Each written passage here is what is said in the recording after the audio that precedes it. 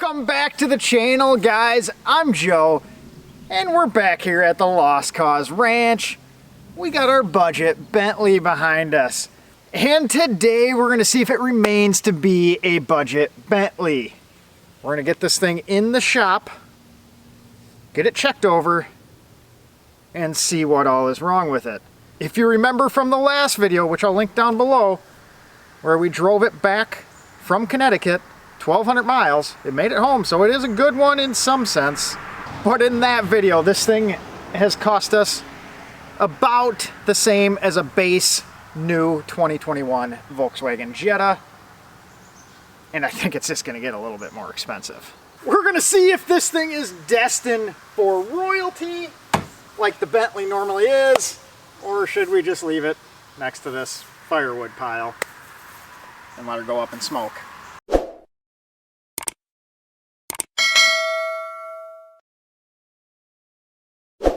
Now, as you remember from the last video, we have some body work to do. There was some things, and that's why it's cheap. We got to do the rear bumper. We're missing some pieces. And we got a little clear coat fade where it's had some previous poor paint work. So we're going to have to take care of that on the right rear door. And the worst of it's up on the roof. Regarding this needed paint work, I think this is our first Bentley. What better opportunity than to do my first body repair and paint work? Might as well learn on this. Spray some stuff, more on that later. And mechanically, if you remember, let's hop in. We have a door open. Let's shut that. We have everything beeping. We have that little tire pressure warning.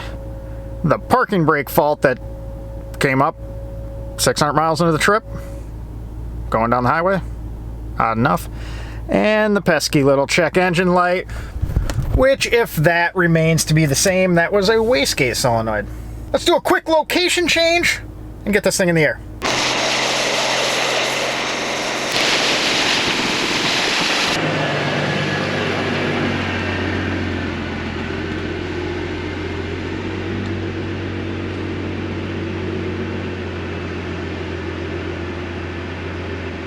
So the MSRP on these back in 2006 was $164,900. Optioned out, most of them were in the $180,000 range. So this thing has taken the depreciation hit hard. The only problem with that is a lot of the maintenance costs and repair costs do not depreciate at that same rate. So you are paying new Bentley prices. And that is part of the reason why these get so cheap with age, relatively speaking. This thing with 95,000 miles in nice shape and everything might be a $30,000 car. That is less than 20% of its original cost in just a short 15 years. I'm glad I'm not the guy who took that hit. So being value-wise, this thing is roughly $150,000 off of its new price. There's always that chance that there could be some big ticking time bomb that could cost more than what we paid for the car to fix. Fingers crossed this isn't it, but I don't think we're gonna have too much trouble. In that last video, you saw that this thing made it 1,200 miles home without even checking it over, not knowing anything. So I'm fairly confident it's nothing major. Fairly confident. We're gonna go through, get this thing scanned in the air, and make a list of everything and see if we total this thing out. All right, so first thing we're gonna do is start off with a complete scan on this guy. Once again, we did this once on the road trip and we cleared everything out. So this should be all fresh and current codes in it this time. So here we are in ECM1. We're back with that turbocharger wastegate solenoid that was in the last one. We also have catalyst system bank 1 efficiency, and then check ECM2. So we'll see what ECM2 says. And we are cat efficiency. All right, so in the parking brake, we have pressure motor right hall sensor, no signal. pressure motor right hall sensor implausible signal. So imagine that's the issue. We're going to try and clear those out and see if that goes away. Otherwise we'll have to diagnose that one. And we have a hard fault in there. All right, we got no signal from any of the pressure sensors. So we'll get the TPMS tool out and see if any of the sensors are good. But with that, now we will throw this thing in the air and get our big piece of paper out and start making our list.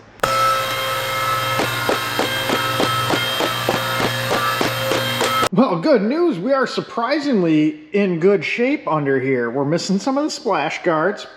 We did a little jumpage, bottomed out on the exhaust, but it is in very nice shape for a 95,000 mile car. And I am pleasantly surprised. New brakes on all four corners, along with fresh tires. So that's good. Someone was taking care of it. And it is very dry, minus we got a little oil drain plug and they have 2 gaskets in there.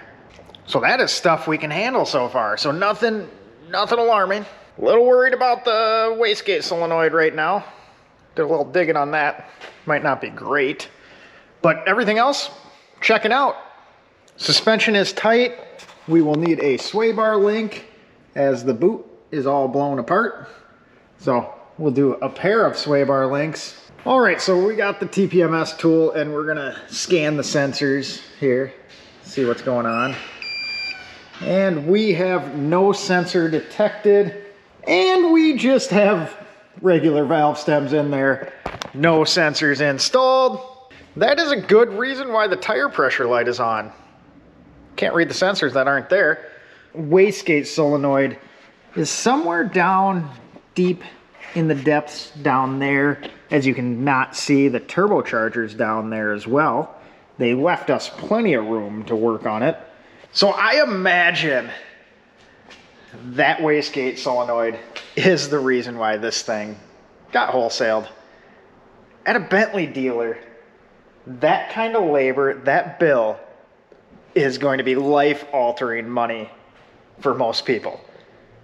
So hopefully we can do a little finagling and not have to go through as much labor as it seems to call for. But either way, that's a bummer.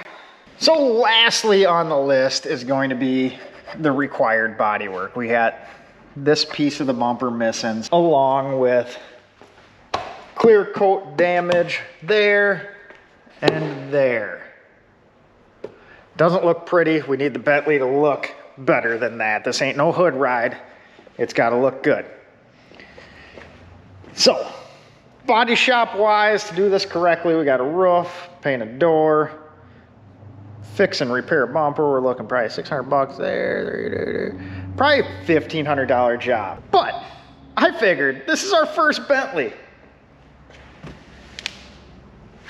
Why not make it our first experience painting? I mean, if I'm going to learn how to paint on a car, why not start on a Bentley?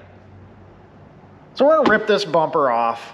I'm going to go buy some Harbor Freight paint guns, and we're going to make our Bentley nice on the cheap. This is a budget Bentley after all. And I figure, worst case scenario, I mess it up, I'll just pay someone to do it correctly. I don't possibly see a more fitting vehicle to learn how to paint on than your first Bentley. What could go wrong? All right, so I'm gonna get my notes out here so we can go through what all is needed. First thing is the check engine light. Wastegate solenoid, you think that'd be an easy thing? Usually not too much time on anything else. This, it appears a lot of Bentley dealers pull the engine for it, which I'm seeing reports of a $10,000 bill. That's a lot of dollars.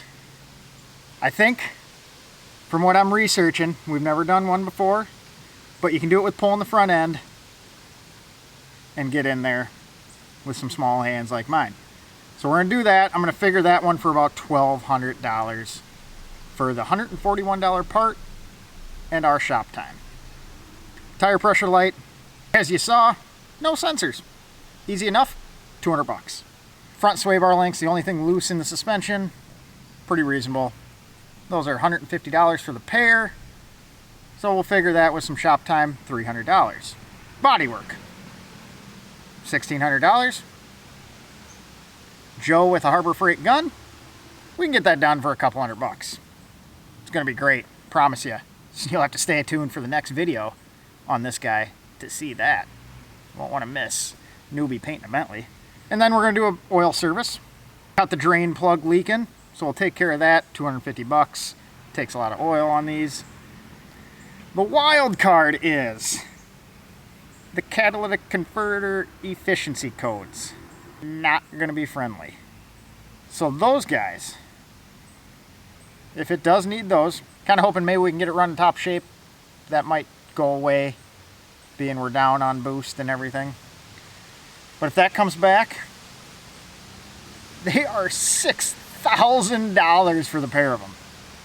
$6,000. You know how many Land Rovers you could buy for $6,000? Why'd we buy a Bentley? Whose idea was it to buy a Bentley? Ted might kill me. And that is another engine out thing. So I guess if we were to do a Bentley engine out for the wastegate solenoids, we would save ourselves the labor and do the cats at the same times, but you're still talking $15,000+. Ouch. So if we total all that up, including the bodywork, if you were to have this done at a Bentley dealer, you're gonna be well north of $20,000. So you can make your budget Bentley into a budget buster and more than double the investment. But I think we can get it done for $2,200 or so. But if you haven't yet, why don't you subscribe down below, hit the notification bell, and catch us on the next Bentley video and see if we can make that happen. Otherwise, I'm in a world of hurt. If you found this video entertaining and you like watching me suffer and lose, why don't you give me a thumbs up and let me know what you think about our budget Bentley in the comments down below. As always, guys, I appreciate you guys watching even when it's bad news. But at the end of the day, still got a Bentley. I guess if it doesn't work, we can just leave it in the yard here. I can sleep in the back. Could be worse. Have a good night, guys. In some better news, I know you've all caught me complaining about the lack of cup holders, but apparently there is an option. You flip these up and you look at my gas receipts, but there is an insert that came in the rear of the Continental GTs, the 2-doors, that you can put in here. It's got 2 cup holders. You lose your armrest, but you can hold your soda.